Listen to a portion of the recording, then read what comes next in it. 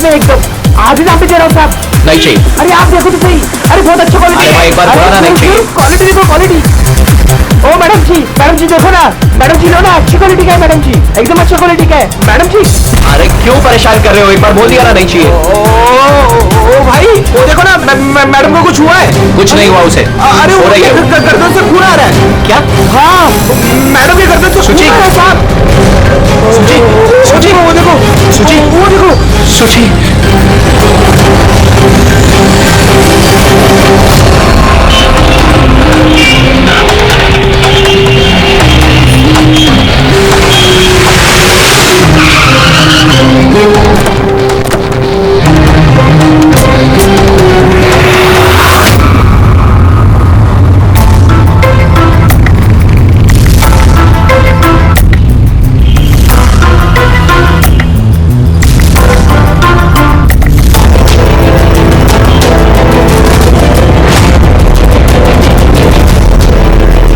काफी खून बह चुका है, लगता है गोली काफी देर पहले चली थी।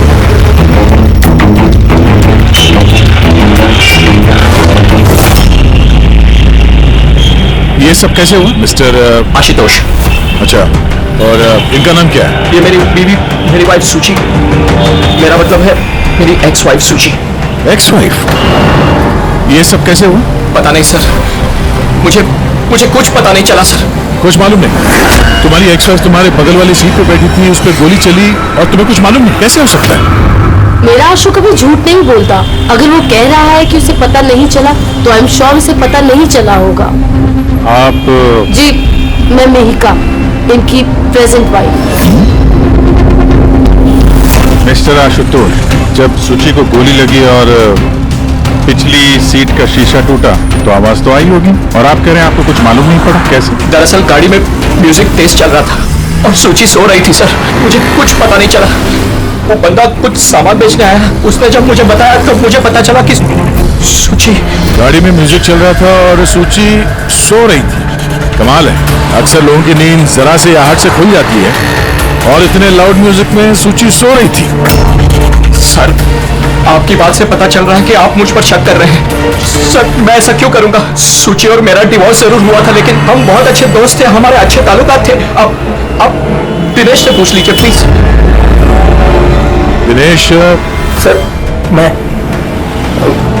सुची का भाई आशुतोष सही कह रहे हैं सर। तलाक के बाद भी आशुतोष और सुची में बहुत अच्छे ताल्लुकात थे, कभी कोई मनमुटाव नहीं था।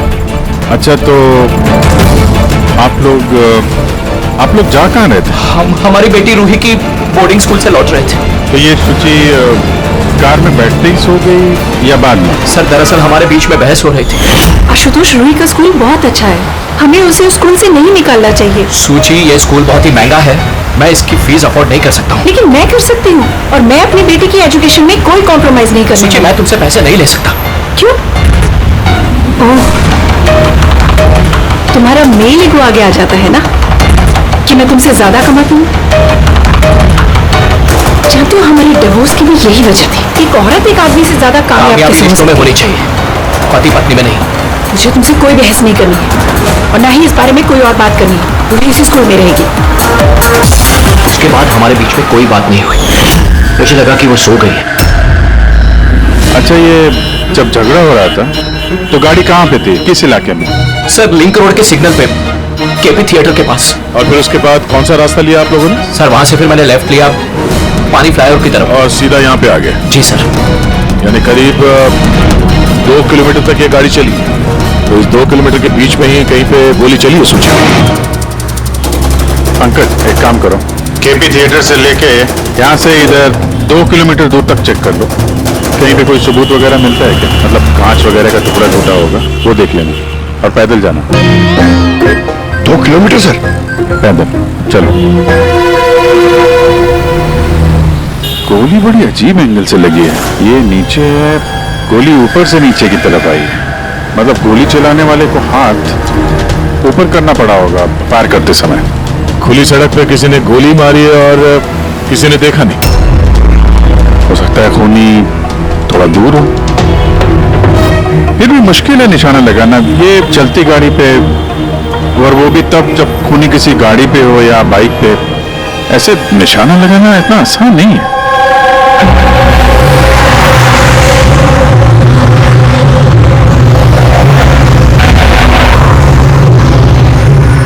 रास्ते में कहीं पे गाड़ी रोकी थी तुमने? सिग्नल पे रोकी थी सर, बस ऑटो ही नहीं। अगर सिग्नल पे किसी ने गोली चलाई हो या फिर कहीं और से भी गोली चलाई हो तो वो निशाना लगाने के लिए वक्त तो लगेगा। तो किसी ने गोली मारते हुए किसी को देखा कैसे नहीं?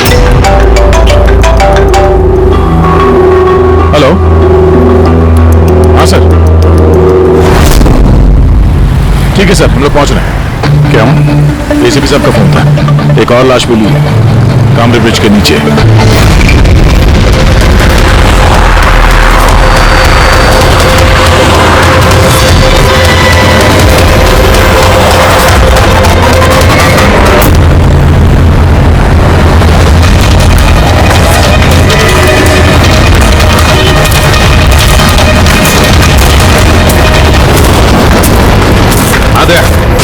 सर, आपको पता कैसे चला इस लाश का? लोकल पुलिस को आसपास के लोगों ने कंप्लेंट दी थी। 2 घंटे पहले लाश मिली है। सिर के पीछे घाव है और सर, एक बात समझ में नहीं आ रही है, इसे किसी ने यहाँ पे मारा या कहीं और मार के यहाँ पे फेंका है? देखते हैं सर, रोड पर एक लवारी बाइक भी मिली, मुझे लगता है इसी आदमी की वो बाइक।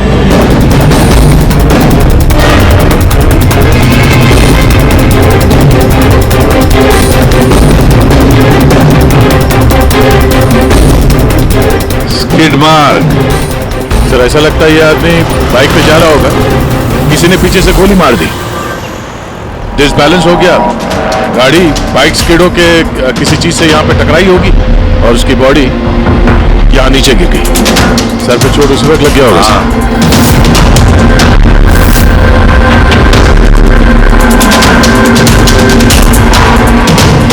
सर, समझ में नहीं आ रहा ये आदमी कौन है, इसका कोई आइडेंटिफिकेशन नहीं है। ये मिसिंग पर्सन ब्यूरो में पूछताछ करो क्या? फ्रेडी, इतनी जल्दी कोई भी मिसिंग पर्सन ब्यूरो में रिपोर्ट दर्ज नहीं करेगा। काम करो, आरटीओ में जाकर इस बाइक का रजिस्ट्रेशन चेक करो, सारे के सारे डिटेल मिल जाएंगे, मालिक कौन है वगैरह।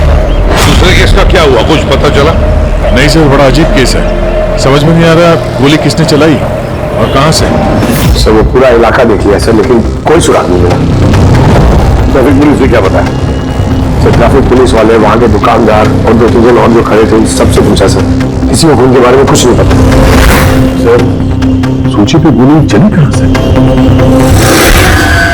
देखते हैं। सर, मैंने कहा ना आपसे, मुझे नहीं पता कि सूची को गोली कब और कैसे लगी।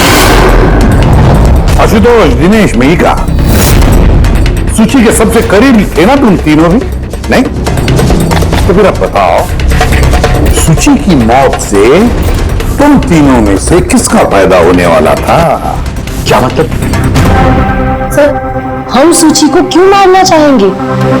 उसे मेरी सगी बहन की सगी बहन, मैं अपनी बहन को क्यों मारूंगा सर? करोड़ों रुपयों के लिए। और क्या? करोड़ों रुपयों के लिए। मुझे क्या फायदा हो सकता था? मेरा और सूची का तो ऑलरेडी डिवोर्स हो चुका था। हो सकता है डिवोर्स ही वो वजह हो। डिवोर्स के बाद भी मैं और सूची बहुत अच्छे दोस्त थे, दोस्त की तरह बर्ताव करते थे। ये भी तो हो सकता है ना कि तुम्हारी अपनी पहली बीवी के साथ जो दोस्ती थी, वो शायद तुम्हारी दूसरी बीवी को पसंद ना आई हो। सर, आप ये कैसी बातें कर रहे हैं? मुझे इनकी दोस्ती से क्या प्रॉब्लम होगी? मुझे इनकी दोस्ती से कोई प्रॉब्लम नहीं थी, मैं बिल्कुल भी इनसिक्योर टाइप की लड़की नहीं हूँ। अगर सूची की हत्या तुम तीनों में से किसी ने नहीं की, तो फिर किसने मारा सूची को? किसने मारा? मैं बताता हूँ आपको। सूची एक एनजीओ में काम करती थी, उसने वहां पर शैली नाम की एक अकाउंटेंट का भांडाफोड़ किया था, क्योंकि शैली पैसे को लेकर हेराफेरी कर रही थी। तुम्हें लगता है कि शैली का हाथ हो सकता है सबके पीछे? या सर, कई बार शैली ने उसको धमकी भी दी थी। सर, मुझे तो लगता है कि ये काम पृथ्वी का हो सकता है। अब ये पृथ्वी कौन है? पढ़ाई बदतमीज किस्म का इंसान है, रोमियो टाइप। सूची ने पुलिस में कंप्लेन भी की थी उसके खिलाफ, कुछ दिन के लिए जेल भी गया था। ठीक है, तुम तीनों जा सकते हो। Thank you sir. Thank you sir.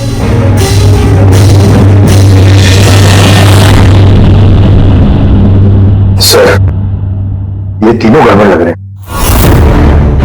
इन तीनों पर कड़ी नजर रखो। तो शैली और पृथ्वी दोनों को ब्यूरो बुला लेते हैं। सर आरटीओ से बाइक के मालिक का पता चल गया। सर पृथ्वी और शैली का फोन अनरीचेबल आ रहा है, तो मैंने फ्रेडी से कहा है उनकी मोबाइल फोन को ट्रेस करने के लिए। ये तो हमारा डिलीवरी बॉय विवेक है सर, हमारी बाइक ज्यादातर यही चलाता था सर, इससे किसने मार दिया? तुम्हें पता करने की कोशिश कर रहा है। अच्छा, इस विवेक की किसी के साथ कोई दुश्मनी थी क्या? नहीं सर, ये तो बहुत ही सीधा साधा शरीफ लड़का था। कब से काम कर रहा था यहाँ पे? पिछले 1 महीने से राजस्थान से आया था सर, बहुत मेहनती था सर। ये तो यहाँ शहर में किसी को जानता भी नहीं था।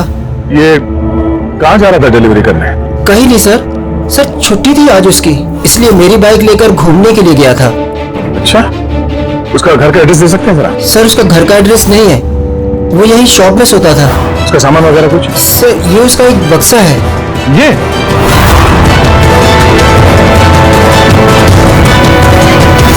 सर, ये विवेक के बॉक्सेस और सारे सामान चेक किए मैंने, उसमें ये सर्कस के पैम्फलेट्स के अलावा और कुछ नहीं मिला। या तो उसे सर्कस बहुत ही ज्यादा पसंद होगा, या फिर अपने फ्री टाइम में ये पैम्फलेट बना के पैसे कमाता होगा। एक ऐसा मर्डर जिसमें सस्पेक्ट ही नहीं है। आगे से विवेक जैसे गरीब आदमी को मार के किसी को क्या फायदा हो सकता है? वही तो फिर ये सूची का दूसरा मर्डर जिसमें कई लोगों पर हमें शक है, उनमें से कोई भी गाड़ी के पास जाकर के गोली चला सकता था सूची पर? नहीं बस, आई एम सॉरी बट मैं तुम्हारी बात से सहमत नहीं। कौन सी बात से? यही कि किसी ने इसे पास से गोली मारी। क्या मतलब? सर मतलब ये यार, ये तो राइफल की गोली है। हाँ सर, और ये गोली सूची के गले पर यहाँ। हाँ बिल्कुल, दूर से भी और बस ऊंचाई से भी। हाँ मैं बताता हूँ।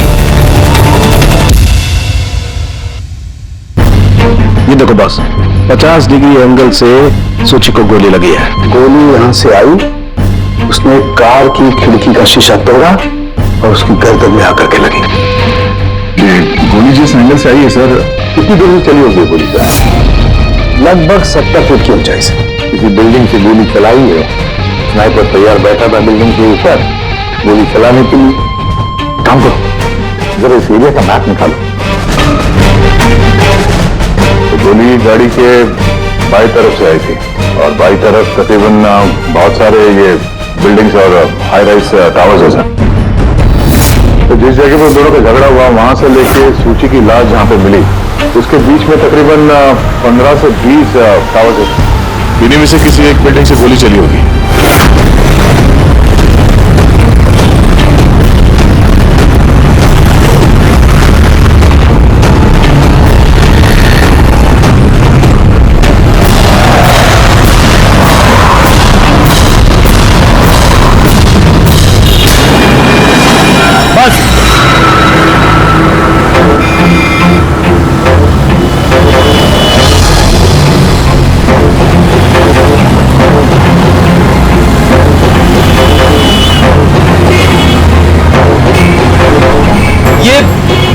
अभिजीत सर के आदमी क्या? मार्क है फ्रेडी, ठीक उसी हाइट पे जिस हाइट पे सूची पे गोली लगी थी। और मेरे हाथ में ये डिजिटल डिस्टेंस रीडर है, इससे ये लेजर लाइट उस मार्क पे अगर ठीक जाता है तो इसका मतलब है कि गोली यहाँ इसी बिल्डिंग से चली है। थोड़ा कॉम्प्लिकेटेड है। ठीक है, ये अभी करके देखते हैं। हाँ दे, मैं तैयार हूँ। ओके अभिजीत, थोड़ा राइट में आना, राइट में। हाँ हल्का, थोड़ा लेफ्ट, बस बस बस, थोड़ा पीछे, थोड़ा पीछे। ये देखा, ये लेजर ठीक उस मार्क पे हिट नहीं कर रहा, लग नहीं रहा वहां पे। गोली ऐसे नहीं चली सर। एग्जैक्टली। अरे ये स्नाइपर के पास ज्यादा वक्त थोड़ी ना होगा निशाना इधर उधर करने के लिए जब उसने सूची पे गोली चलाई। एक काम करते हैं, किसी और बिल्डिंग में देखते हैं। ठीक है चलो।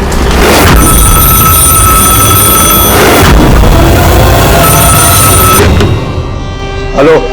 हाँ हेलो, क्या ये फैंटेसी सर्कस जयपुर राजस्थान का ऑफिस है? जी हाँ, बोलिए। देखिए, मैं मुंबई सीआईडी से एसीपी प्रद्युम्न बोल रहा हूँ। क्या आपके यहाँ कोई विवेक काम करता था? हाँ, जानता हूँ विवेक को। वो इसी सर्कस में काम करता था, क्या हो गया? क्या काम करता था वो, कुछ बता सकते हैं? देखिए साहब, अगर सारा दिन आपसे फोन पे लगा रहूंगा ना तो मेरा शो कैंसिल हो जाएगा। मैं आपकी बात अपने मालिक को बोलता हूँ, वो आपको कॉल करेंगे, समझे? हेलो।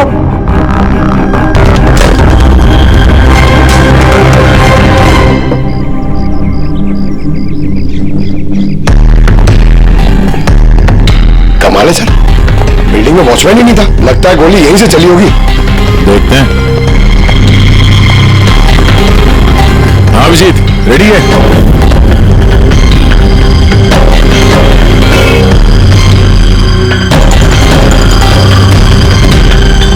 नहीं अभिजीत, यहां से निशाना कुछ ठीक से लग नहीं रहा। थोड़ा राइट में आना, राइट में। और थोड़ा। हाँ, परफेक्ट परफेक्ट। यहां पे लग गया निशाना। इसका मतलब शुचि यहां पे थी जब उसको गोली लगी। पंकज, रेडी? जरा देखो आसपास, उस स्नाइपर ने कोई सुराग छोड़ा है क्या? लेकिन यार दया, यहाँ पे कोई स्पीड ब्रेकर तो है नहीं। ऐसा कौन सा स्नाइपर था जो वहां बिल्डिंग पे बैठ के इतनी तेज चलती हुई गाड़ी पे ऐसा निशाना लगाए जो शुचि की गर्दन पे जाके लगे? हाँ, ये बात तो है। आशुतोष, जब तुम्हारी गाड़ी ये यहाँ पर थी जी, तभी किसी वजह से तुम्हारी गाड़ी को स्लो करना पड़ा हो या फिर रोकना पड़ा हो, कुछ याद है? हाँ सर, मैं जब ड्राइव कर रहा था तो गाड़ी के आगे भिखारी आया था। मुझे ब्रेक मारनी पड़ी थी। भिखारी? हाँ, क्या हुआ? इस तरफ कुछ भी नहीं है। कुछ भी नहीं? वहां भी कुछ नहीं है सर। ये भिखारी दिखने में कैसा था? सर, उसके एक हाथ में बैसाखी थी, लाल रंग का पोटला, गले में गमछा और शायद आधा गंजा था। अभिजीत, इस फ्लाईओवर के नीचे बहुत भिखारी बैठे हुए होते हैं, उन्हीं में से कोई एक होगा। मैंने सुना है जो आशुतोष ने बताया भिखारी के बारे में। मैं यहाँ नीचे जाके देखता हूँ। कौन हो तुम लोग? किससे पूछ के यहाँ पे आए? तुम यहाँ के वॉचमैन हो? ड्यूटी पे क्यों नहीं थे? मेरी मर्जी। और तुम कौन होते हो मुझे ड्यूटी सिखाने वाले? सीआईडी। सीआईडी? जाते हो, तुम्हारे वजह से यहाँ पे एक औरत का खून हो गया। मेरी वजह से खून? किसी ने यहाँ छत से नीचे एक औरत पे गोली मारी। क्या जानते हो उसके बारे में?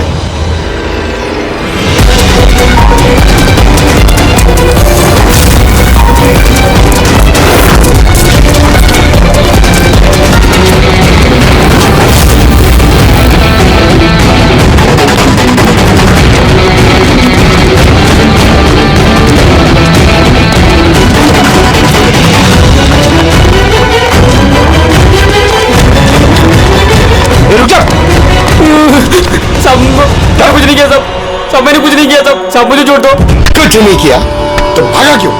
मैं डर गया था साहब। क्यों डर गया था? क्या जानता है इस खून के बारे में?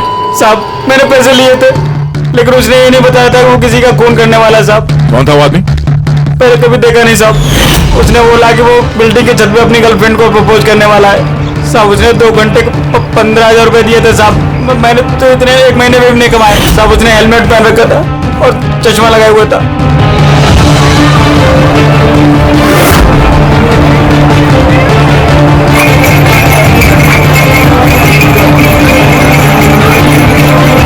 अरे सुनो भाई, ओ भाई साहब, ये एक ऐसे आदमी को देखा है जो लाल गमछा बांधता है,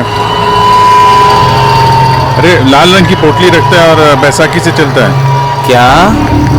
अरे सुनो भाई यार, एक आदमी को देखा है तुमने जो लाल रंग का गमछा बांधता है, पोटली है उसके पास लाल रंग की, बैसाखी से चलता है?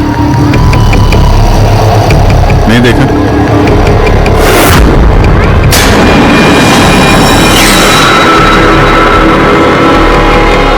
अरे सुनना जरा, अरे सुनो भाई, बात करनी है यार। अरे क्या कर रहे हैं भाई? अरे रुको यार।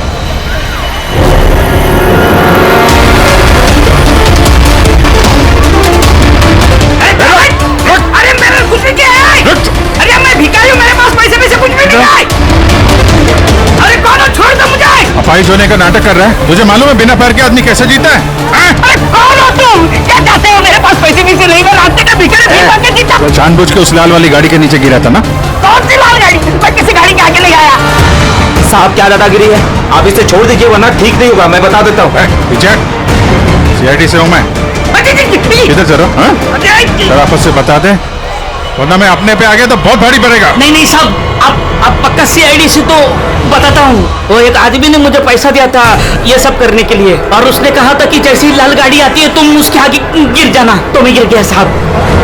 तुझे पता कैसे चला कि लाल गाड़ी कब आएगी? वो छत पे एक आदमी खड़ा रह के इशारा करने वाला था, जैसे उसने इशारा करना मैं गाड़ी के आगे गिरना, ऐसा हमारा प्लान था साहब। तुझे मालूम है एक औरत का खून हो गया तेरे इस प्लान के चक्कर में? साहब मुझे माफ कर दो, मैं रास्ते का भिखारी हूँ, देखो मेरी हालत कैसी है साहब, मुझे छोड़ दो। चल ये बता वो आदमी कैसा था दिखने में? नहीं वो साहब मोटरसाइकिल पे आया था, हेलमेट पहने हुआ था, तो चेहरा दिखाई नहीं दिया। अरे यार कुछ तो देखा होगा, कुछ सुना होगा तूने? उसका फोन आया था, सामने वाले ने कहा था कि जल्दी जल्दी मिलने आओ, तो हाँ तो उसने कहा था कि मैं पहुंचता हूँ। कहाँ पहुंचने का बोला था, कुछ याद है? कुछ सुना तूने?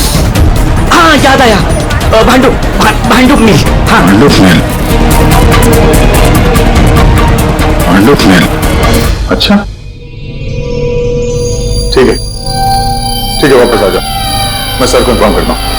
ओके सर, हाँ अभिजीत भांडुप मिल से वापस आ रहा है। उसका कहना है कि मिल एकदम सुनसान पड़ा है, कोई सुराग हाथ नहीं लगा उसके। खुद तो वहीं पे भाग कर गया होगा, हो सकता है अभिजीत पहुंचने से पहले वहां से गायब हो गया। पंकज, हाँ सर। पंकज एक काम करो, जिस वक्त सूची को गोली लगी थी उस वक्त उस एरिया में कितने मोबाइल फोन एक्टिव थे पता लगाओ, स्नाइपर का फोन उसी में से एक हो सकता है। चल हाँ। पंकज ये भी देखना कि उनमें से कितने लोग भांडुप मिल गए थे। सर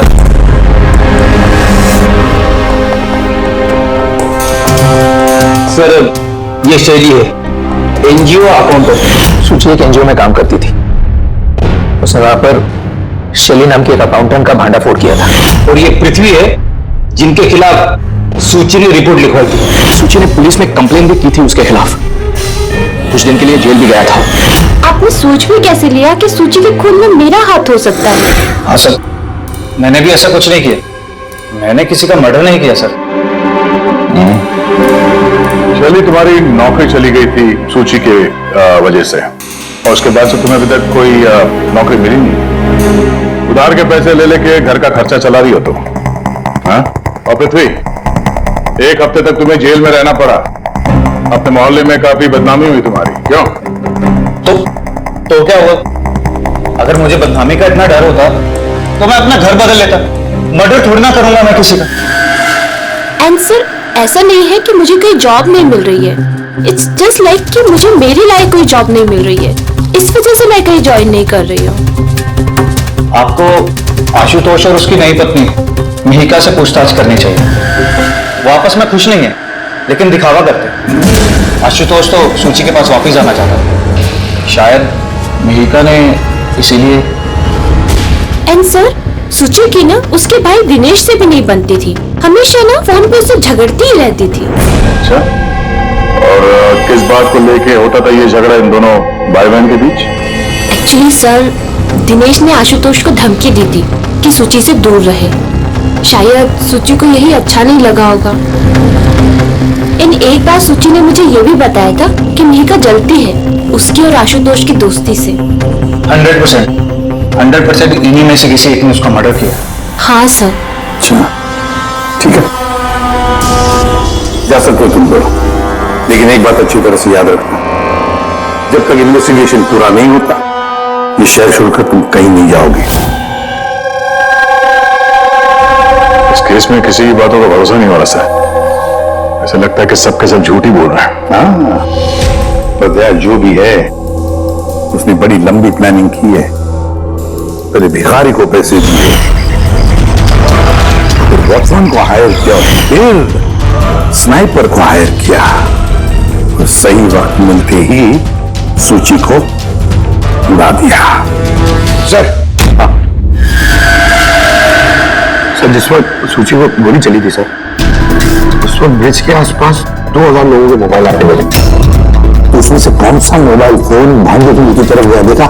एक फोन गया था सर उस तरफ, लेकिन वो प्राइवेट नंबर है तो वो ट्रैक नहीं हो पाया। और क्या बता सकते हो इस नंबर के बारे में? यही सर कि वो मिल तक गया लेकिन रुका नहीं, वो सीधे चला गया कामरी ब्रिज की तरफ और फिर वहां से सिग्नल चला गया सर। कामरी ब्रिज? विवेक की लाश भी तो हमें उसी ब्रिज को नहीं मिली थी, ये कोई कॉन्सिडेंस तो नहीं हो सकता? राजस्थान में फोन कर दे विवेक के गांव, पुलिस वालों को क्या इंफॉर्मेशन मिले उसके बारे में देखते हैं। ये विवेक भी तो खूनी हो सकता है। किसी ने विवेक का खून कर दिया, एक खूनी का खून। कुछ भी हो सकता है फ्रेडी, इस केस में कुछ भी हो सकता है।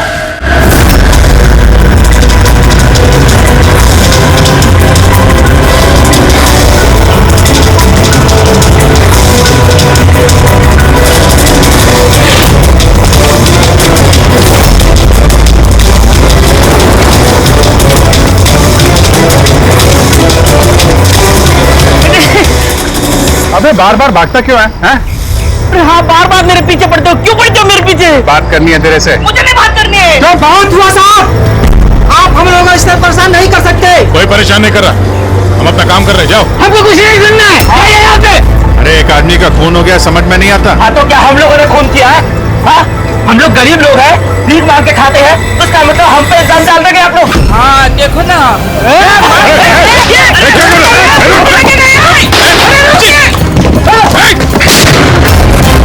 अभिजीत, तो ठीक हो? थोड़ा सा। ओह नो, पत्थर लग गया है। क्या किया तुम लोगों ने? हाँ? ये देख, इसने पैसे दिए थे तुम्हें? इसका भी खून हो गया? हाँ मर गया ये, ध्यान से देख। क्या ये वही आदमी है जिसने तुझे बोला था कार के आगे गिरने के लिए? जरा जूम करो।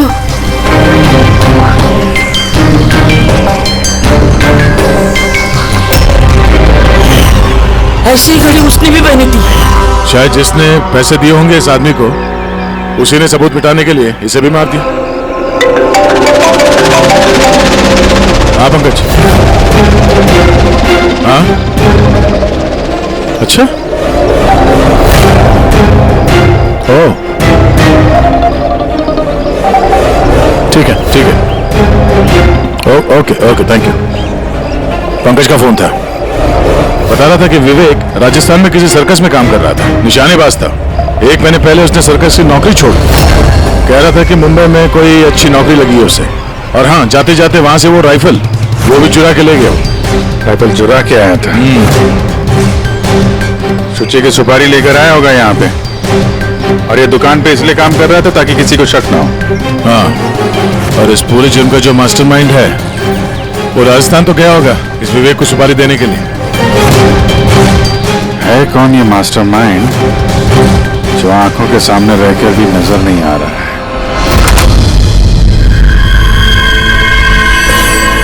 अरे मिस्टर आशु। सर आप लोग यहाँ? मिस्टर आशु, उस आदमी का पता चल गया है जिसने सुची पे गोली चलाई थी। वाह, दैट्स अ ग्रेट न्यूज़। आपने पकड़ लिया उसे? विवेक नाम है उसका। आप लोग किसी विवेक को जानते हो? नहीं तो। कमाल है, आप किसी विवेक को नहीं जानते हो, मगर 15 बार कॉल किया आपने अपने मोबाइल से। क्या? सर मैं जब किसी विवेक को जानता ही नहीं हूँ तो मैं उसे फोन क्यों करूँगा? सिर्फ इतना ही नहीं, उससे मिलने तुम राजस्थान भी गए थे। सर्कस में उसकी गोली चलाने की कला तुम्हें इतनी पसंद आ गई थी कि सूची को मारने का कॉन्ट्रैक्ट भी दे दिया उसे। क्यों? 1 मिनट सर, 1 मिनट। ये बात सच है कि मैं बिजनेस ट्रिप के लिए राजस्थान गया था, लेकिन मैं कोई सर्कस में नहीं गया था। और मैं जब कोई विवेक को जानता ही नहीं हूँ तो मैं उसे फोन क्यों करूँ? तो क्या ये तुम्हारे फोन रिकॉर्ड झूठ बोल रहे हैं? सर ये हो सकता है कि मेरे फोन से किसी और ने फोन किया हो मेरी गैर मौजूदगी में। अच्छा, तो आप अपना फोन ऐसे ही लापरवाही से इधर उधर छोड़ देते हैं क्या? नहीं सर। हाँ सर। अच्छा ठीक है sir, okay sir. Doctor Salunkhe का फोन था, हमें फॉरेंसिक लैब में बुलाया आशुतोष को लेके। बस सूची यहाँ बैठी हुई थी इस सीट पे, और ये सीट का हिस्सा है जो पीछे की तरफ, और ये है वो लीवर जिससे सीट आगे पीछे होती है, और इस लीवर को जाम कर दिया गया है। लीवर को जाम कर दिया गया है? हाँ यार, बस ये सुना सर, इसके लिए आपने हमको वहां से बुलाया? पंकज, क्या सर की बात सुनो ना, सुराग ये नहीं है कि ये लीवर अटका हुआ है, सुराग ये है कि इसे जानबूझकर पीछे अटकाया गया है। और सर सीट जानबूझ के कोई खड़ा क्यों करेगा? यही तो हम लोग भी सोच रहे थे। आशुतोष, ये तुम्हारी इस गाड़ी की सीट कब से ऐसी है, कब से पीछे अटकी बड़ी है? सर परसों रात तक तो ठीक थी, लेकिन कल सुबह जब निकला तो रिक्लाइन काम नहीं कर रहा था। मेरे पास ठीक कराने का वक्त नहीं था, इसलिए ऐसे ही निकल पड़ा। सालून के साथ सीट खराब होने का इस केस से क्या लेना देना? लेना देना है पहले, और लेना देना यह है कि खूनी चाहता था कि सीट पीछे अटकी रहे ताकि सूची की पोजीशन ऐसे रहे पीछे की तरफ। सर अगर वो आगे बैठती या पीछे बैठती तो उससे खूनी को क्या फर्क पड़ता? खूनी तो गोली चलाने वाला था ना। यार पंकज, तुम एक काम करो, यहाँ ड्राइविंग सीट पे बैठ। सारिका, तुम सूची की जगह। हाँ। अब मान लो कि मैं सोची हूँ, तो जब मैं इस सीट पर बैठी थी तब मेरा सर ऐसे था।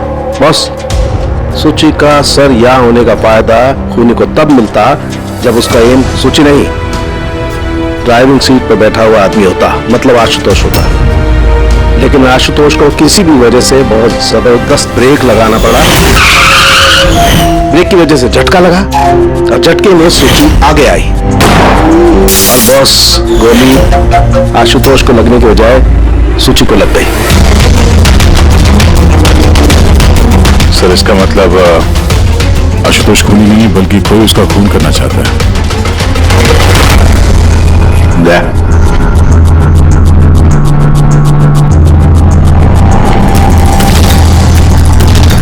आशुतोष जी सर। फिर एक बात बताओ, तुम्हारा कोई दुश्मन है? कोई ऐसा दुश्मन जो तुम्हारी जान लेना चाहता है? याद करके बताओ। सोचो।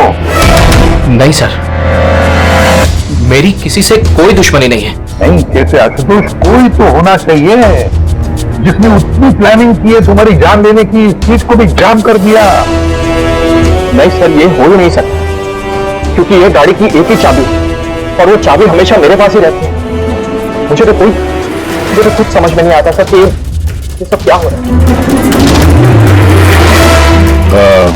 कोई बात नहीं आशुतोष, तो जो कोई भी है हम पता करने की कोशिश करेंगे कि कौन है वो जो तुम्हें मारना चाहता है। ठीक है, चलो चलते हैं, आ जाओ। जी सर। सर हमने आशुतोष को जाने क्यों दिया? अगर खूनी ने फिर से हमला कर दिया तो? देखते रहना पंकज, अब हम आशुतोष की हर मूवमेंट को ट्रैक करेंगे, हर बात हमें सुनाई पड़ेगी। सर वो किसे? ट्रांसमीटर बग जो लगाया है।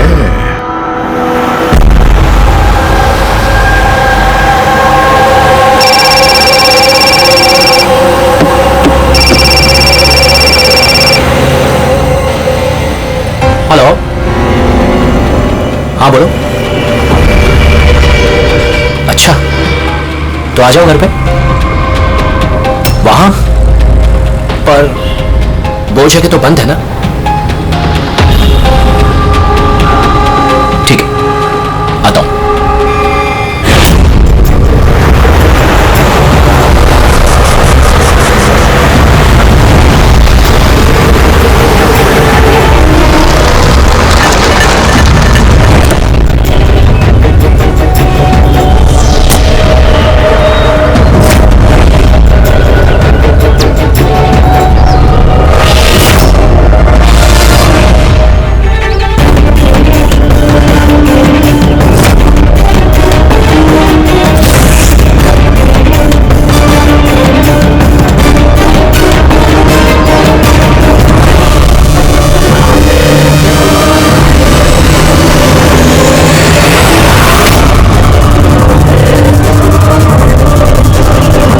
क्या कर रहे हो? गन? माय गॉड, गोलियों की आवाज है। जल्दी चलो, कहीं और एक खून ना हो जाए। सर बस पहुंच ही रहे हैं हम लोग। सर हमारा ये वाला जो सस्पेक्ट है सर, अभी अभी खबर आई कि ये भी राजस्थान गया था आशुतोष का पीछा करते करते। ये तो आशुतोष के बिल्कुल करीब था।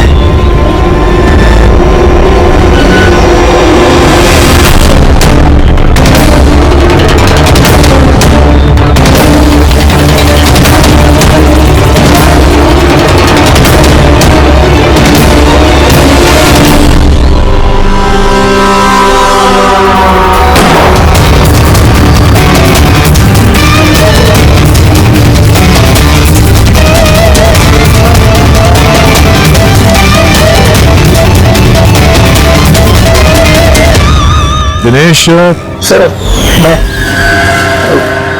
सुची का भाई मर गया सर। मैंने कुछ नहीं किया सर, ये मुझे मारना चाहता था सर, ये मारना चाहता था मुझे। क्यों मारना चाहता था इसमें? सर इसे लग रहा था कि इसकी बहन की बर्बादी का जिम्मेदार मैं हूँ।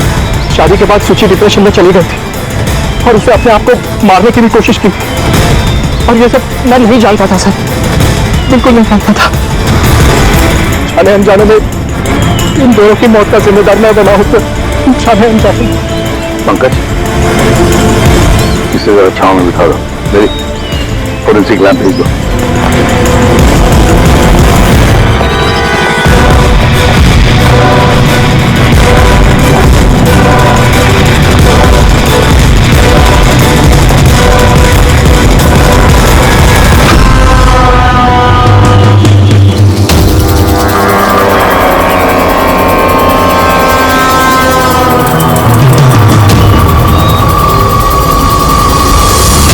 कहानी में नया ट्विस्ट। Ashutosh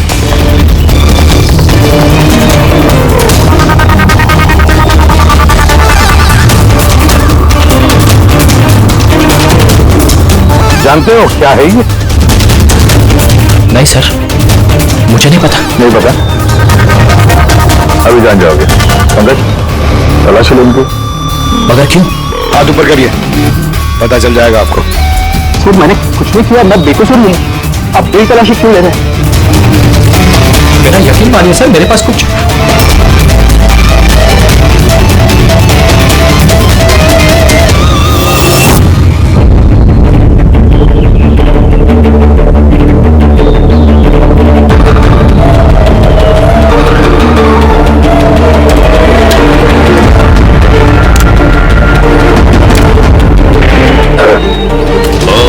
rubber bullets. मुझे नहीं पता सर, इससे क्या साबित होता है? क्या साबित होता है? हाँ? तुमने इस गन से दिनेश का खून किया, असली बुलेट से। हाँ? तो फिर ये गन कैसे आई तुम्हारे पास, और वो नकली रबर बुलेट कैसे फायर हुआ और कब?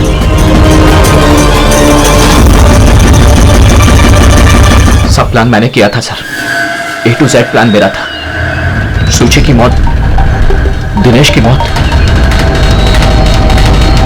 और वो प्लान भी यही था कि आप लोगों को यही लगे कि सुची की मौत गलती से हुई थी, बल्कि असली टारगेट मैं था, और आप लोगों का शक दिनेश पर जाए। लेकिन सारा प्लान मिट्टी में मिल गया, सब कुछ मिट्टी में मिल गया। क्यों मारा तुमने सूची को? क्या मिला तुम्हें सूची को मारकर? सूची मेरी बेटी रूही को लेकर हमेशा हमेशा के लिए देश छोड़कर जा रही थी सर, और ये बात उसने मुझसे छिपाई थी। आप ही बताइए सर, अपनी इकलौती बेटी को खुद से दूर कैसे करने देता? और इसलिए तुमने विवेक को, उस शार्प शूटर को पैसे दिए अपनी बीवी सूची की जान लेने के लिए। और जैसे उसने काम खत्म कर दिया तुमने उसे भी मार डाला। तुमने दिनेश को ऐसा क्या कहा कि वो तुम्हें मारने के लिए यहाँ पर आ गया? मैंने मिहिका को दिनेश के पास भेजा था। क्या? हाँ दिनेश, मुझे अभी पता चला कि आशुतोष ही तुम्हारी बहन की मौत का जिम्मेदार है और वो तुम्हें भी मारना चाहता है। नहीं, मैं उसे छोड़ूंगा। दिनेश, पागल हो गए हो क्या? खून करोगे तो? उसने मेरी बहन को मारा, इस सभी बहन को। एक पत्नी को मेरी बहन को मारते हुए उसे कुछ नहीं होगा। नहीं, कुछ भी हो जाए मैं उसे छोड़ नहीं सकता, मैं उसे नहीं छोड़ सकता। मेरी बात तो सुनो। और मौका मिलते ही उसकी गन बदल दी। जो गोलियां दिनेश तुम पर चला रहा था वो नकली थी? हाँ, लड़ाई के दौरान मैंने गन बदल दी थी ताकि आप लोगों को लगे कि आत्मरक्षा के लिए मैंने दिनेश को मारा है और आप लोगों के सामने मैं बेगुनाह दिखूं। क्या छोड़ा तुमने अपनी बच्ची के लिए? ना मां ना बाप। उसी बच्ची को पाने के लिए तुमने उसी की मां को मार डाला और फिर इस जुर्म में तुम भी जिंदगी भर जेल की सलाखों के पीछे सड़ते रहोगे। बताओ आशुतोष, क्या मिला तुम्हें अपनी बच्ची को इस तरह से अनाथ करके? क्या मिला?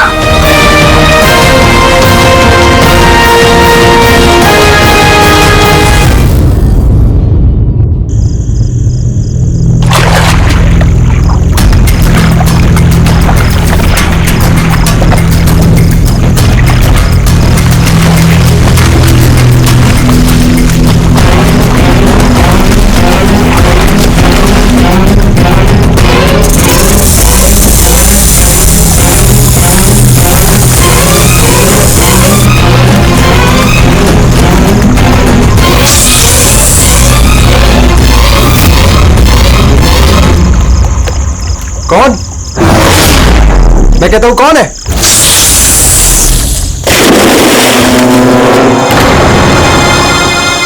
अरे कहां गायब हो गया?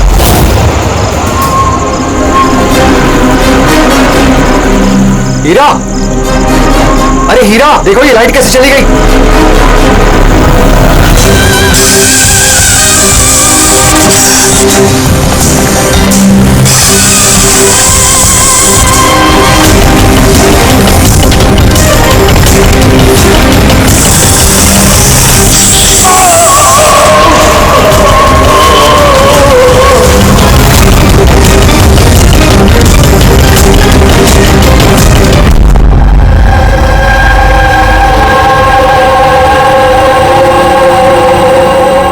क्या हो रहा है यहाँ पर?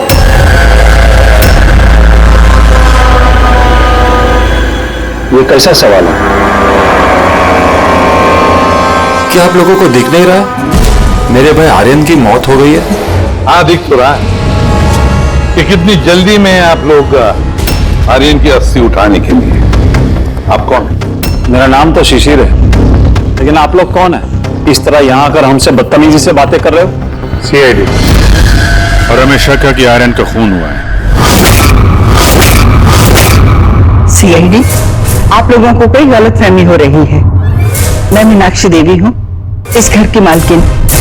यहाँ किसी का मर्डर नहीं हुआ। मगर जो एक मिनट, इससे पहले कि आप कोई और सवाल करें, मैं आपको बता देना चाहती हूँ कि आप लोग इस वक्त मेरे घर की चौखट पे खड़े हैं, वो भी अनइनवाइटेड, यानी कि बिना बुलाए। बिन बुलाए नहीं आए हम लोग, हमें फोन किया गया था। ये बताया गया है कि यहाँ पे आर्यन का खून हुआ है। What nonsense? किसने किया था फोन? कोई हीरा नाम है। हीरा? तुम्हारी इतनी हिम्मत, मेरे मना करने के बावजूद तुमने इन लोगों को यहाँ बुलाया? क्यों मीनाक्षी देवी जी, आप नहीं चाहते कि आपके बेटे का खून पकड़ा जाए?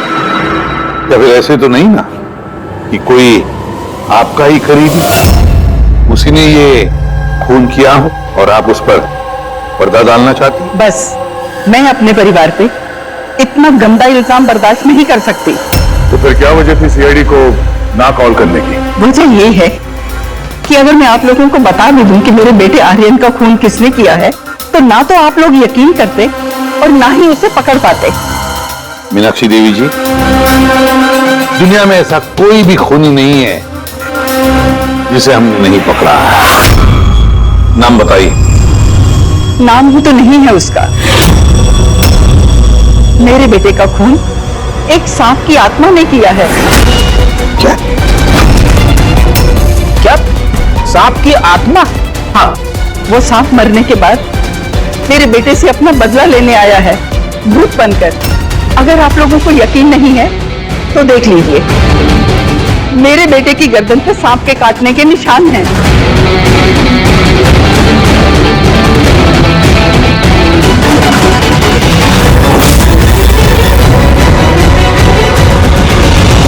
देखिए मैडम। मीनाक्षी देवी। ठीक है मीनाक्षी देवी जी, सीआईडी गवाह, सबूत और सुरागों पर यकीन करती है, भूत प्रेत की कहानियों पर नहीं। सर दरअसल हमें यहाँ पे स्विमिंग पूल की खुदाई के वक्त सांप का घर मिला था। आर्यन ने उसके ऊपर मिट्टी का तेल डाल के जला दिया।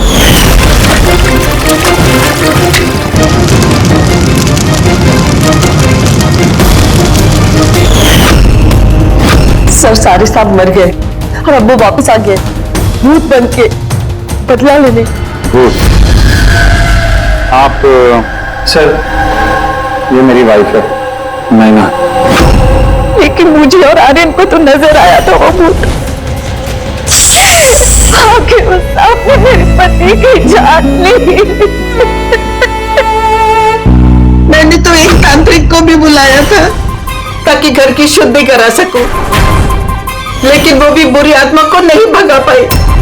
सर सभी नौकर घर छोड़कर चले गए, सिवाय फैनी और हीरा के। ये हमारे बरसों के वफादार है।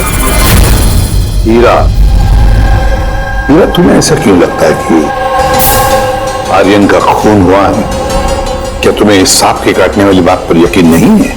हाँ साहब, हम सांप का बदला नहीं मांगते, क्योंकि मैंने इस परिवार का नमक खाया है, इसलिए मुझसे रहा नहीं गया तो मैंने आपको बुला लिया ताकि असली खूनी पकड़ा जाए। अच्छा किया, फिर कम से कम कोई तो है इस घर में जो सेंसिबल बातें कर रहा है। क्या खाक अच्छी बातें कर रहे हैं?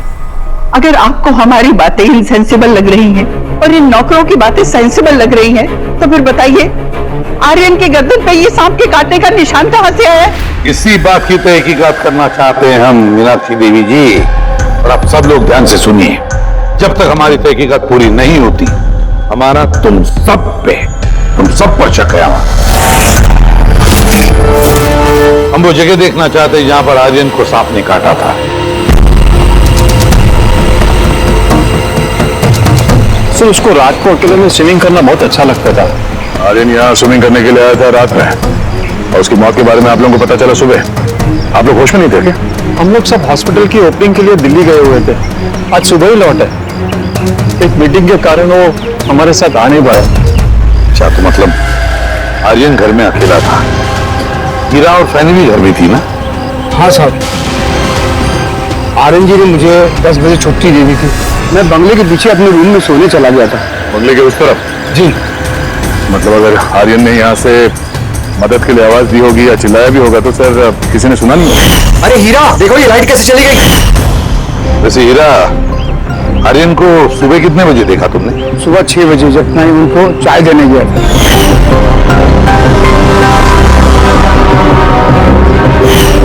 वैसे तुम सब लोग दिल्ली गए थे किस हॉस्पिटल के इनॉग्रेशन के लिए? सर हमारा खुद का हॉस्पिटल, मेरे पापा डॉक्टर थे, और उसके बाद मेरा भाई भी, मेरी वाइफ भी डॉक्टर है। सर मेरा बेटा सचिन और आर्यन की बेटी विनीता दोनों साथ में मेडिकल की पढ़ाई कर रहे हैं बॉस्टन में।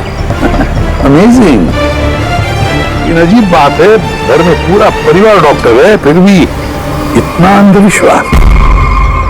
सर। हाँ अभिजीत, अच्छा यहाँ पे तो सांप का दिन है।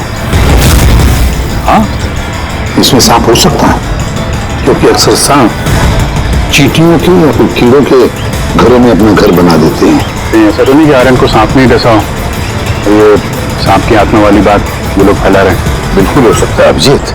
सर आर्यन को सांप ने पूल में काटा था, तो हो सकता है कि सांप की खाल, सलाइवा या सांप का जहर स्विमिंग पूल के पानी में उसका ट्रेसेस हैं। काम करते हैं, स्विमिंग पूल का पानी का सैंपल ले लेते हैं फॉरेंसिक लैब के लिए।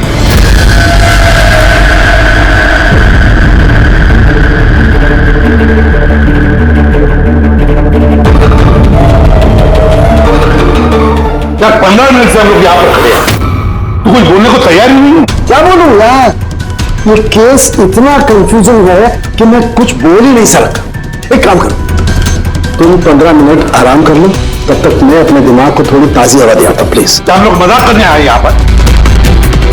मजाक? मैं कल कर रहा हूँ मजाक। और नहीं तो क्या कर रहा है? तो यार तुम, अच्छा चलो बॉस, बस जितनी बात पता चली है ना उतनी बता देता हूँ, लेकिन प्लीज कोई सवाल जवाब मत करना प्लीज। देखो भाई, वो जो स्विमिंग पूल का पानी का सैंपल था ना, उसमें ऐसा कुछ भी नहीं मिला है जिससे सांप के बारे में पता चले। कुछ भी नहीं है, ना सांप की चमड़ी का कोई ट्रेसेस है, ना कोई जहर है उसका, कुछ भी तो नहीं है जिससे उसका डीएनए पता चले यार, कुछ भी नहीं है। तो उसमें कंफ्यूजन क्या है? मामला एकदम साफ है सर। पूल में कोई सांप वाप नहीं आया है, इसका खून किसी इंसान ने किया है। क्या कंफ्यूजन है? और खूनी ने यह दिखाने की कोशिश की कि आर्यन की मौत सांप के काटने की वजह से हो। वाह, बहुत अच्छा। भाई आप लोगों को सालूके की जरूरत क्या है यार? देखो भैया, ये बात इतनी सीधी अगर होती तो मेरा दिमाग नहीं भंगारा होता। जितनी सच्चाई इस बात में है कि ये सांप है, उतनी सच ये बात भी है कि ये जो इसकी गर्दन पर जो सांप के कांटे के निशान है, ये असली निशान है। मतलब सांप ने ही काटा है, और इसके शरीर में जो जहर है वो भी सांप का ही जहर है, कोबरा का जहर है यार वो। मगर सर अभी अभी तो आपने कहा कि पूल में सांप आया ही नहीं, फिर आर्यन के शरीर में कोबरा का जहर कहां से आया? यही तो कंफ्यूजन है बच्चे, यही तो कंफ्यूजन है यार। तो आप ये कहना चाहते हैं कि इसे वाकई किसी सांप की आत्मा ने काटा है, जो पूल के ऊपर हवा में उड़ के आई, बिना पानी को टच किया, आर्यन का खून किया और हवा में छू मंतर। ये बात मैंने कही? मैंने कही क्या बात? ये तुमने सोची है यार, ये तुम्हारे शब्द है यार। क्या तू इतना टेढ़ा क्यों हो रहा है? टेढ़ा नहीं हो रहा हूँ यार, मेरे दिमाग में कंफ्यूजन है। अरे डॉक्टर साहब, तो आप बताइए कहना क्या चाह रहे हैं?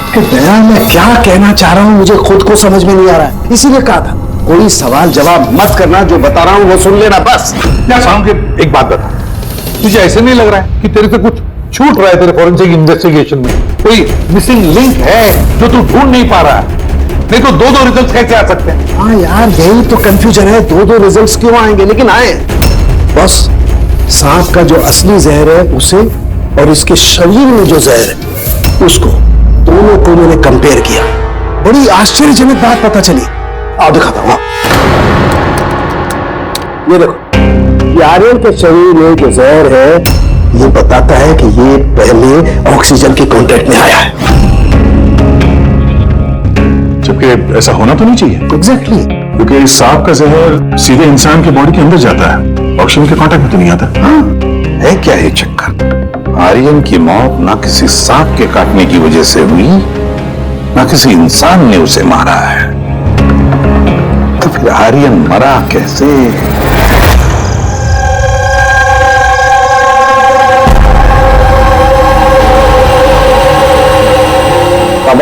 हाँ पापा, वो बाकी का जो काम है वो कल पूरा कर लेंगे। मैं जाके दूसरा केबिन से लॉक मार देता हूँ, तब तक आप दोनों इसको लॉक मार दीजिए। ठीक है बेटा।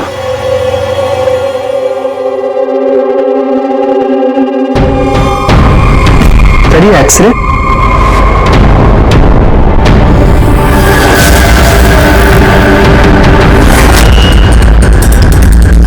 इम्पॉसिबल, ये तो इंसान के दांतों का एक्सरे, लेकिन इसके दांत तो सांप का है। अरे ये क्या हुआ? 1 मिनट से मैं देख के आता हूं।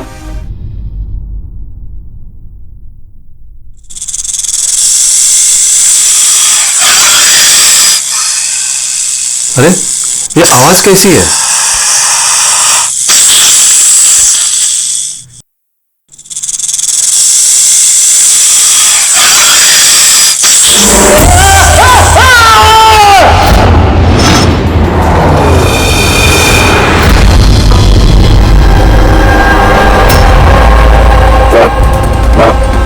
उनके पैर में भी ये सांप के काटने का निशान है।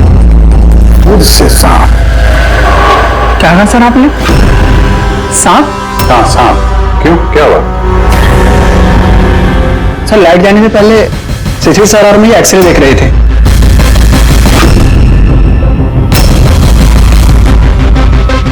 एक्सरे में तो आदमी के दांत के साथ साथ सांप का भी दांत दिख रहा है। अगर अभिजीत अगर सांप है तो सांप 20 मंजिल चढ़कर ऊपर आया इस बिल्डिंग, ये कैसे हो सकता है? बताया तो है आपको, सांप की आत्मा है, और आप सीआईडी वाले तो मानने को तैयार ही नहीं है ना। सर ये एक्सरे नकली हो सकते हैं, ये सब प्रोस्थेटिक के दांत हो सकते हैं। तुम्हारे पापा कमरे में अकेले थे जब चीख की आवाज आई? जी सर। और कोई कमरे से बाहर आते दिखा? नहीं सर। मतलब खूनी किसी दूसरे रास्ते से इस कमरे से बाहर गया है। लेकिन सर यहाँ तो कोई और रास्ता है ही नहीं सर बाहर जाने का। नहीं कैसे होगा, कोई तो रास्ता जरूर होगा, कोई खुफिया रास्ता। सर हाँ भैया, सर देखिए दीवार में छेद है। खूनी तो नहीं पर सांप इस छेद से आसानी से आ जा सकता है इस कमरे में। ये छेद कहीं तो जाता होगा ना। क्या है इस कमरे के बगल में? सर इस कमरे के बराबर में सर एक और कमरा है।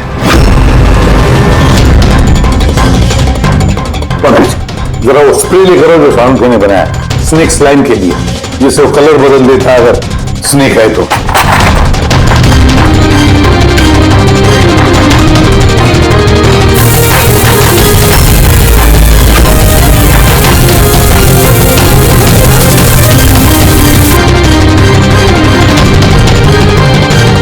नहीं, इसका एक ही मतलब है, कोई सांप नहीं आया था इस कमरे में।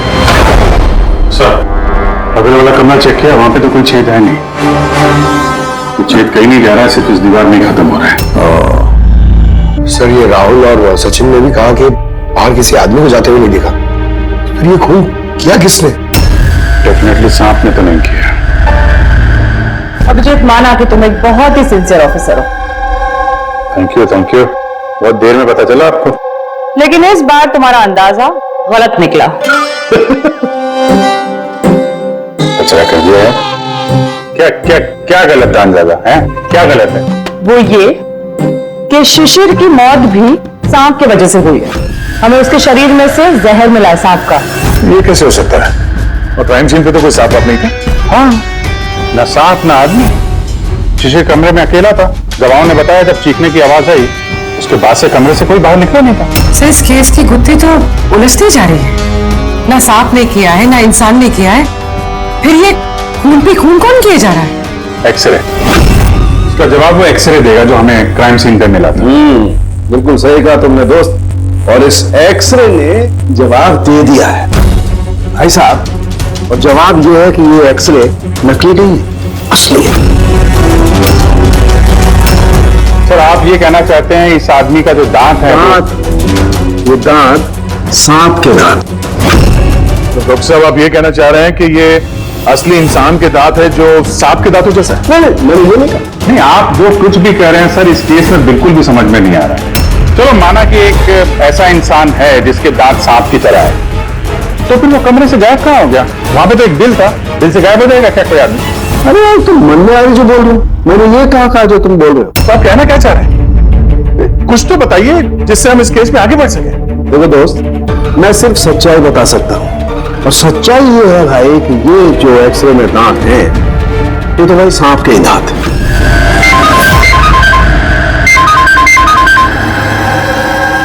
Yes? Really? You sure? Okay, thank you. क्या तारिका, रिपोर्ट आई?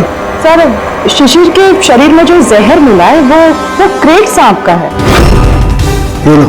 क्रेट सांप का? और सर आर्यन के शरीर में जो जहर है वो कोबरा का है। यानी तो अलग अलग सांप ये जुर्म कर रहे हैं। मतलब ये क्राइम को इंसान ही कर रहा है जो कोबरा और क्रेट जैसे सांपों के जहर को आसानी से अरेंज कर सकता है कहीं से। एक बात समझ में नहीं आ रही है, अगर वो इंसान है तो फिर छेद में गायब कैसे हो सकता है? राज का जवाब शायद वहीं छिपा है। रेडी? हॉस्पिटल में जितने भी लोग काम करते हैं ना सबकी लिस्ट बनाओ, कुंडली चेक करो सबके, फोन रिकॉर्ड्स वगैरह सब देखो, फिर बाकी परिवार वालों को भी कुंडली निकालते हैं। क्या पता इनमें से किसी के पास कोई गहरा मकसद हो ये दो खून करने के।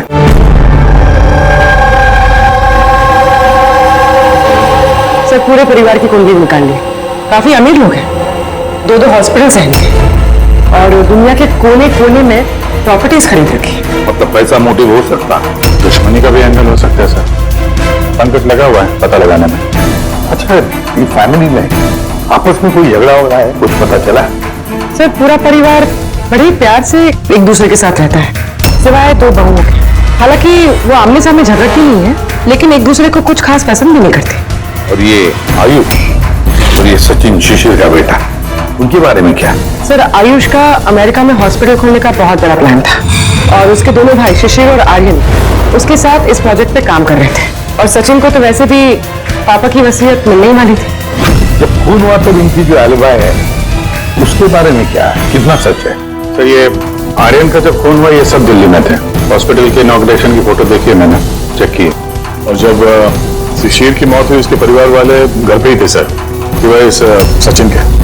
और ये दो नौकर फैनी और हीरा दोनों ही बहुत वफादार है सर। पिछले 30 साल से परिवार की सेवा कर रहे हैं लोग। आप रेडी? अच्छा।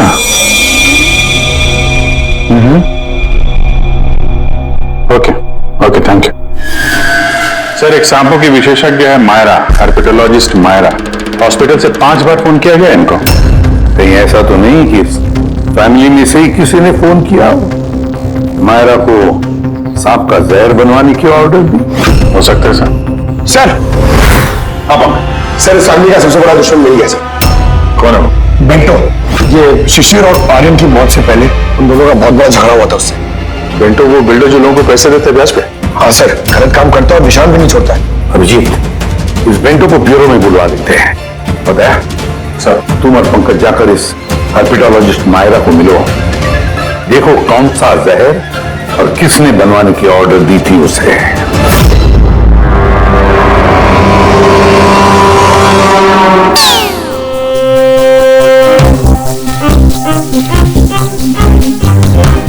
सर मैं जरा चलता हूँ, आप जरा संभालेंगे, मैं चलता हूँ सर। एक मिनट बैठो। एक बात बताओ, तुम ये सांप से इतना डरते क्यों? डरता नहीं सर, ये देखिए ना बगल में बैठा हुआ है वो मेरे। डरता नहीं, बस मुझे थोड़ा घबराहट होती है सर, वो सांस चढ़ जाती है बस। जी कहिए। जी मैं आपकी क्या मदद कर सकती हूँ? मायरा जी, यस। हम लोग सीआईडी से हैं। Have a seat. Myra ji, एक केस के सिलसिले में हम कुछ पूछताछ करने हैं आपसे। दो खून हो गए। Oh my God. लेकिन इसमें मैं आपकी क्या मदद कर सकती हूँ? 2 हफ्ते पहले आरएम हॉस्पिटल से 5 फोन कॉल्स आए थे आपके पास। जी आए थे, लेकिन उनका इस केस से क्या लेना देना? ये 2 लोग जो जिनका खून हुआ है वो आरएम हॉस्पिटल से जुड़े हुए थे। ओह। इन दोनों का खून सांप के जहर से हुआ है। और वो खून सांप के काटने की वजह से नहीं हुआ है, किसी इंसान ने वो जहर खूनी को दिया है और उसने मर्डर किया। आप मुझ पे शक कर रहे हैं? आपको लग रहा है कि खूनी की मदद मैंने की है जहर सप्लाई करके? हाँ, ऐसा ही कुछ है। ये बताइए कि हॉस्पिटल से आपको वो फोन कॉल्स किसने किए थे? शिशिर और आर्यन। शिशिर और आर्यन? इन्हीं दोनों को तो खून है। क्यों फोन क्यों कर रहे थे ये लोग? सिर्फ उन्होंने मुझे कॉल किया, बल्कि वो मुझे मिलने भी आया था। और जहर लेने नहीं, बल्कि जहर की दवा एंटीडोट लेने। एंटीडोट? बहुत अजीब सी कहानी सुनाई। कह रहे थे कि कोई सांप की आत्मा उनसे बदला लेना चाहती है एंड उनको ये जहर की दवा चाहिए। फिर क्या मैंने उन्हें कह दिया, मैं ऐसी कहानियों पर विश्वास नहीं करती। तो आपने उन्हें वो एंटीडोट दिया या नहीं? एंटीडोट कैसे देती? उन्हें कोई ऐसा एंटीडोट चाहिए था जो हर एक सांप के जहर के खिलाफ काम कर सके। ऐसा कोई एंटीडोट होता ही नहीं है। अलग अलग जहर के लिए अलग अलग एंटीडोट होता है। तो दोनों यहाँ से खाली हाथ वापस गए? जी, एंड आई एम सॉरी, आपको भी खाली हाथ जाना होगा। बिकॉज मेरा इस केस से कोई लेना देना नहीं। महाराज जी, जिस माय जनरल नॉलेज, अगर किसी को सांप काट लेता है तो उसे क्या करना चाहिए? अगर किसी को सांप काट ले तो सबसे पहले चीज पैनिक बिल्कुल ना करें, डॉक्टर को बुलाएं, लेकिन डॉक्टर का वेट करते हुए जिस पार्ट पे आपको काटा गया है उसे कंप्रेस कर लें, किसी चीज से बांध लें, ताकि जो जहरीला खून है वो आपके हार्ट तक ना पहुंच सके। Okay, thank you very much. चले सर? चलो, तब तक देखते हैं एसीपी साहब को बेंटो से क्या पता चला। हाँ, ये बात सही है कि मेरी शिशिर और आर्यन के साथ बहस हुई थी, लेकिन आपका ये इल्जाम सरासर गलत है कि मैंने उनका खून किया। तो फिर किसने किया खून? मुझे क्या पता बॉस। रही बात उनको मारने की, यदि मुझे उनको मारना होता तो सर मैं ये सांप बिच्छू वाला गेम नहीं खेलता, मैं सीधा अपना घोड़ा लेता और उनको। लेकिन सर आप जानते हैं कि मैं कानून की कितनी इज्जत करता हूँ। हाँ, मालूम है कानून की कितनी इज्जत करते हो तुम। ये बताओ, आर्यन और शिशिर से किस बात पे झगड़ा हुआ था तुम्हारा? सर मैंने उनकी गोवा वाली जमीन खरीदी थी और उस प्रॉपर्टी के पेपर्स पर उन्होंने साइन भी किए थे। तो सर अचानक वो मुकर गए और मुझे फ्रॉड बोलने लगे और कहते हैं कि उन्होंने किसी भी पेपर्स के ऊपर साइन ही नहीं करे। और आप लोगों को यकीन दिलाने के लिए मैं उस प्रॉपर्टी के पेपर्स भी साथ लाया हूं। ये लीजिए, आप चाहे तो चेक कर सकते हैं। देखिए एसीपी साहब, मैंने थोड़ी बहुत हेरा फेरी करी है, लेकिन उतनी जितनी बाकी के लोग करते हैं। लेकिन आप मेरी बात का यकीन मान लें, मैंने ये डील पूरी ईमानदारी के साथ करी है। आप चाहें तो उनकी अकाउंट स्टेटमेंट चेक कर सकते हैं। मैंने उन्हें 15 करोड़ रुपए व्हाइट में और 35 करोड़ रुपए कैश में दिए। किसके अकाउंट? मीनाक्षी देवी के अकाउंट में। मीनाक्षी देवी जी बेंटो सच कह रहा था, उसने आपके अकाउंट में पैसे डाले थे। जगह जगह पैसा लगा है मेरा, इतने सारे शेयर हैं, अब सब डील तो मैं याद नहीं रख सकती ना। आप याद नहीं रख सकती, लेकिन कोई और तो होगा जो उसका ख्याल रखता हो। हर अकाउंट, हर डील की देखरेख के लिए एजेंट रखे होते हैं ना हमने। अच्छा, तो फिर इस डीड का एजेंट कौन था? इस प्रॉपर्टी की डीड में आपके बेटे शामिल थे। मेरी समझ में तो यही नहीं आ रहा कि इन सब में मेरे बेटों की मौत का क्या मतलब। मीनाक्षी देवी जी, आपके दोनों बेटे हैं, सांप के डसने से नहीं मरे, किसी इंसान ने मारा है उन्हें। किसी ऐसे इंसान का जिसके पास ठोस मकसद था आपके दोनों बेटों को मारने का। ऐसा मकसद किसका हो सकता है? इस डील से जुड़े किसी इंसान के पास। इसीलिए तो हम आपसे पूछ रहे हैं कि कौन एजेंट कौन था इस डील का। बस कीजिए आप। एक तो उन सांपों ने मेरे दो बेटे मुझसे छीन लिए और आप सीआईडी वाले इस केस को नया चेहरा देने पर लगे हुए हैं। आप मान क्यों नहीं लेते कि ये सांपों का किया हो रहा है ये सब कुछ? बस आप लोग प्लीज यहाँ से चले जाइए। देखिए, हमारे लिए हमारे परिवार से बढ़कर कुछ भी नहीं, ना पैसा ना दौलत। अरे आप मेरी माँ की हालत देख रहे हैं, ना सो पा रही है ना खा पा रही है, दिन रात में भगवान से यही दुआ करते रहती है इन्हें भी इनके बेटों के पास बुला ले। आयुष,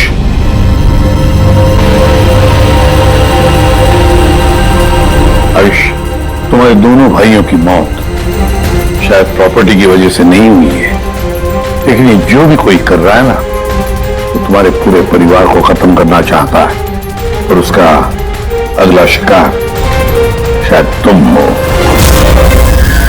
सर, क्या सच में मेरी जान को खतरा है? जी हाँ, लेकिन घबराओ मत, इस बार हम तुम्हारे साथ में हैं उस सांप का सामना करने के लिए। तुम्हारे दोनों भाइयों पे हमला रात में हुआ था, तो शायद तुम पे भी हमला रात को ही होगा।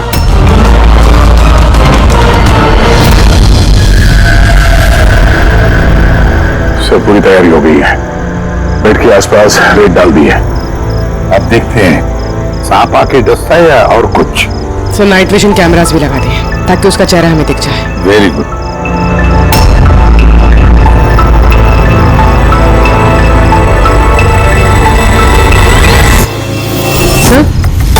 सर ये देखिए, कुछ रेंग रहा है।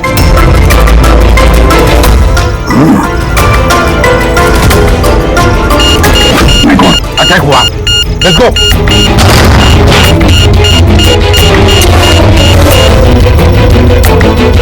सर यहाँ पर तो कोई भी नहीं।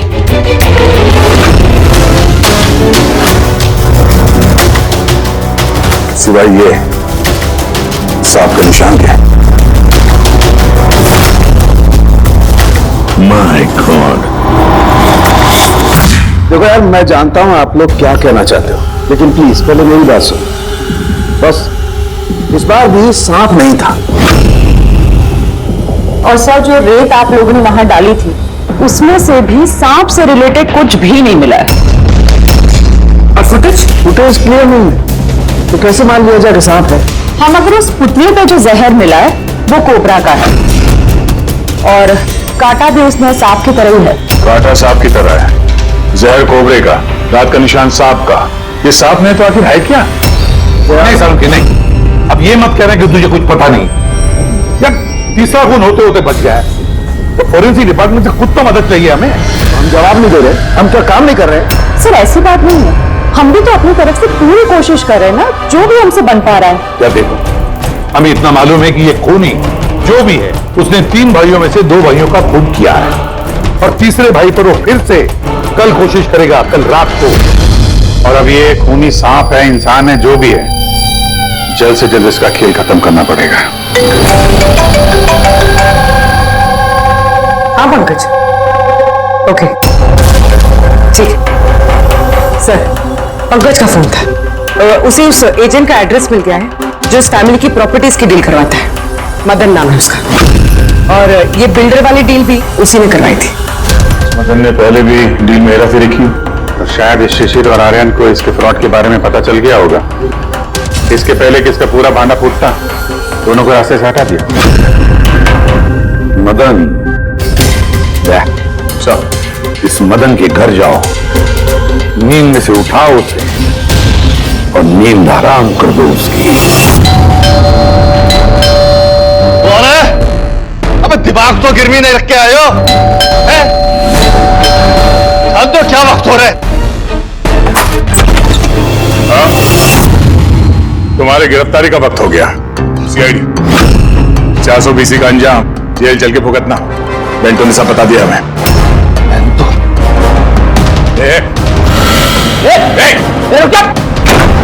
मदन, दरवाजा खोलो, यहाँ पे छुपने का कोई फायदा नहीं। चले जाओ यहाँ से, मैंने कुछ नहीं किया। शिशिर और आर्यन का खून किया तुमने, दरवाजा खोल। मैंने किसी का खून नहीं किया।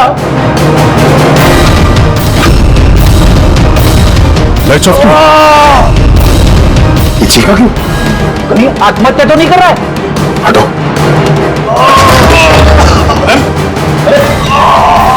क्या हुआ?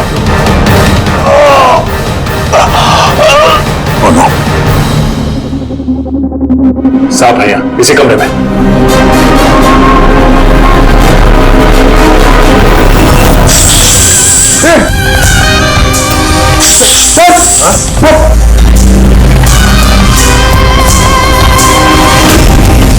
ये कौन है? ये सांप के दांतों वाला आदमी? ये सारे जुर्म यही कर रहा है क्या? आधा आदमी आधा सांप। सर ये कौन सा क्रीचर है? नहीं पंकज, ये आदमी ही है। बाहर जाओ जल्दी, पकड़ो इसे।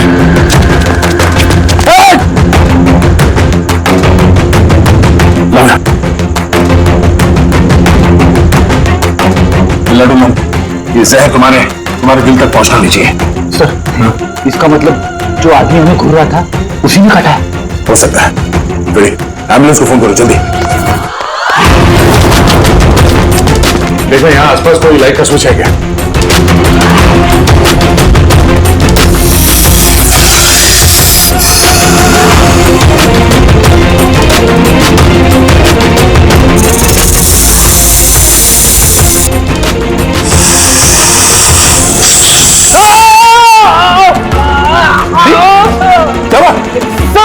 लगता है सांप ने काट लिया। एक मिनट, नहीं, लंबी लंबी सांस लेते रहो। एम्बुलेंस को फोन किया? हाँ सर।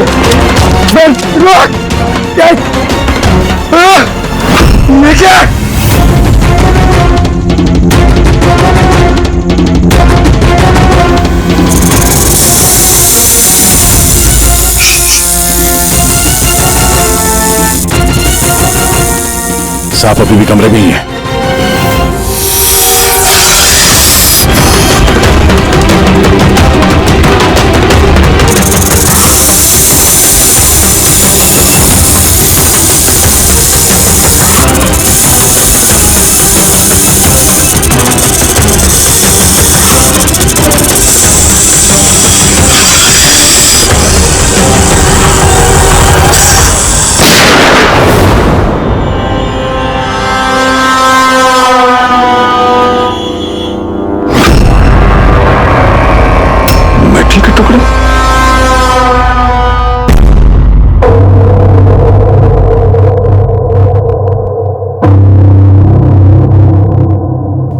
समझ गए?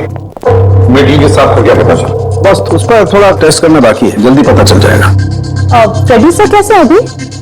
ठीक है, वो जहर निकल चुका है। और वो मदन? वो भी स्टेबल है, फिलहाल सदमे में है।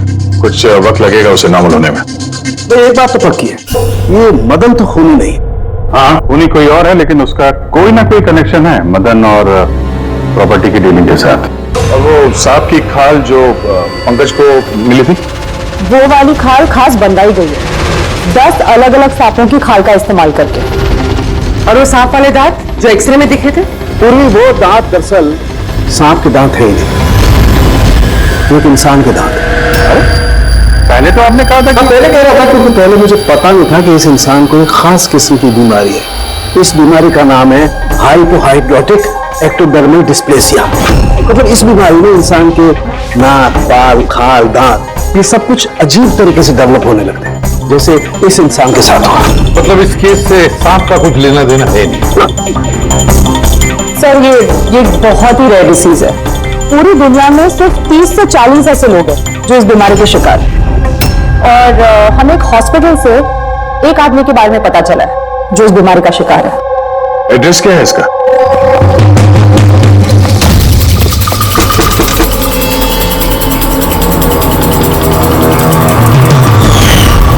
यही है सर। कल रात को मदन के घर के बाहर क्या कर रहा था? कल रात तो मैं यही है। और मदन कौन है? और आप लोग कौन है? मदन कौन है? एक ऐसा हाथ पड़ेगा ना, सब याद आ जाएगा मदन कौन है। एक मिनट। कल रात आपने शायद अमित को देखा होगा। ये अमित है, ये कई दिनों से लापता है। कल शायद आपने इसी को ही देखा होगा। कब से गायब है? पिछले 2 हफ्तों से। मैं पुलिस में कंप्लेंट भी लिखवाई है। हमारी बीमारी के कारण हमें नौकरी भी नहीं मिलती है, लोग हमें देखकर भाग जाते हैं, इसीलिए हमारा गुजारा भी नहीं हो पाता है। 2 हफ्तों पहले अमित खुशी आया था, कहने लगा कि हमारी बीमारी का इलाज मिल गया है। बस सर इसी दिन से अमित लापता है। कोई तो है जो अमित की बीमारी का फायदा उठा रहा है और उस परिवार को डरा रहा है। उसकी बीमारी ठीक करने के लिए उसने यहाँ से ले गया होगा सर। करेक्ट। और जिस किसी ने भी ये सौदा किया अमित के साथ, वो कोई डॉक्टर भी होगा। सर उनका तो पूरा खानदान डॉक्टर है, उनका खुद का हॉस्पिटल भी, कोई भी कर सकता है।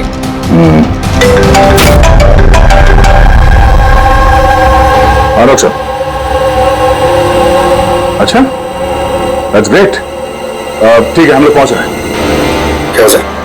डॉक्टर सालुंके का फोन था, आखिर में वो जहरीला सांप मिल ही गया। अरे डॉक्टर साहब, कहाँ है वो सांप? बताइए ना। पंकज तो सांप के डर से अंदर आई नहीं वैसे। तारिका, सांप किधर है? सांप इधर है।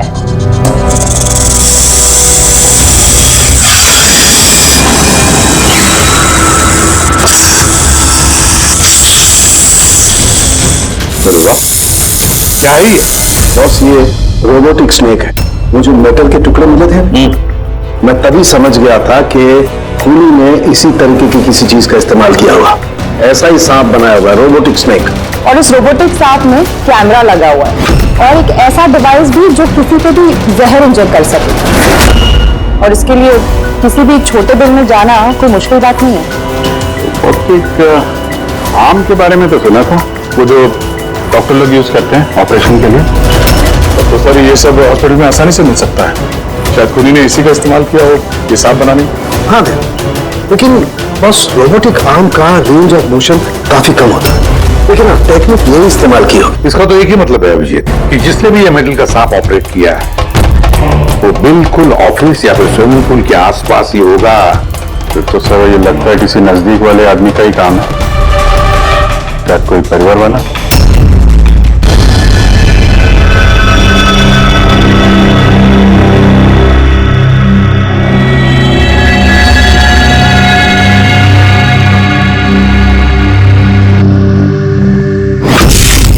अरे ये बिजली कैसे चली गई? फ्यूज उड़ गया होगा। मैं चेक करता हूँ, सचिन देखना सब।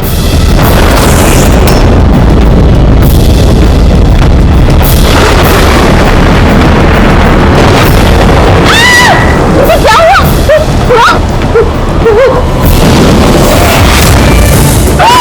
हुआ?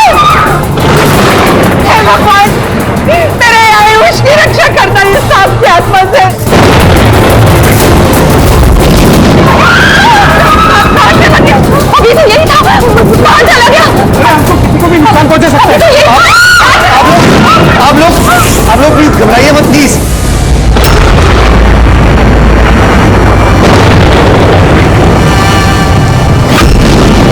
तुम यहाँ क्या कर रहे हो? मैंने तुम्हें दूसरे घर में ठहरने के लिए कहा था ना। जवाब दो अमित। अमित नहीं, अकेल। अमित मेरा भाई है, वो भी जुड़वा। जुड़वा? अच्छा देखो, हम ये जो भी कर रहे हैं तुम्हारे परिवार की भलाई के लिए कर रहे हैं। ऐसी भलाई जो निर्दोषों के खून से रंगी है, क्यों है ना आयुष? आप लोग? ये हमारा प्लान था, असली सांप को दिल से बाहर निकालने के लिए। शायद तुम भूल गए आयुष कि अमित का कोई जुड़वा भाई भी है, और फिर तुम हमारे चंगुल में फंस गए। हमें अपने चंगुल में फंसाना इतना भी आसान नहीं है।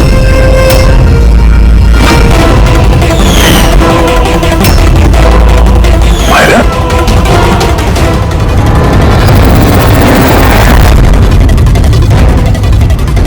मीनाक्षी देवी को तो हम बचा लेंगे, लेकिन तुम दोनों को सीआईडी से कौन बचाएगा? जुए की लत लग गई थी मुझे, करोड़ों रुपए का कर्जा चढ़ गया था मुझ पर।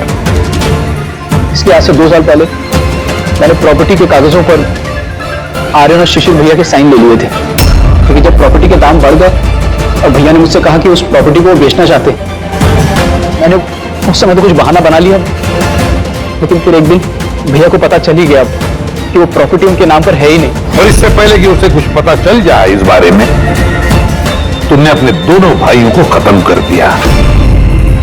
शर्म आ रही है मुझे आज अपने आप पे, मुझे अपना बेटा कहते हुए। माँ मैं क्या करता? अगर भैया को पता चल जाता तो वो मुझे घर से निकाल देते, जायदाद से बेदखल कर देते। इसलिए मैंने मेरी गर्लफ्रेंड माहिरा की मदद ली। अमित की बीमारी के बारे में मैंने न्यूज़पेपर में पढ़ा था, सोचो उन्हीं का सहारा ले लेते हैं अपना जुर्म छुपाने के लिए। आयुष ने मुझे मीनाक्षी देवी के बारे में कहा था कि वो बहुत अंधविश्वासी हैं, तो सांप की बात पर आंख मूंद पर विश्वास कर लेंगे।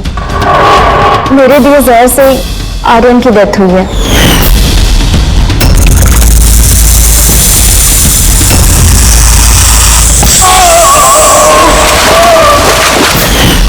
शिशिर के मौत के वक्त भी मैं ऑफिस में छुप गई थी। उसी छेद से मैंने सांप को भेजा शिशिर को डसने के लिए। अमित का इस सब में कोई कसूर नहीं, उसे तो हम काउंसलिंग के लिए भेज देंगे, वो एक नई जिंदगी शुरू करेगा। मगर तुम दोनों आयुष और मायरा जिस जुर्म के रास्ते पर चल रहे हो ना, वो रास्ता खत्म होता है फांसी के फंदे पे। इस तरह के और भी एपिसोड देखने के लिए हमारे चैनल को सब्सक्राइब करें और बेल आइकन दबाना ना भूलें।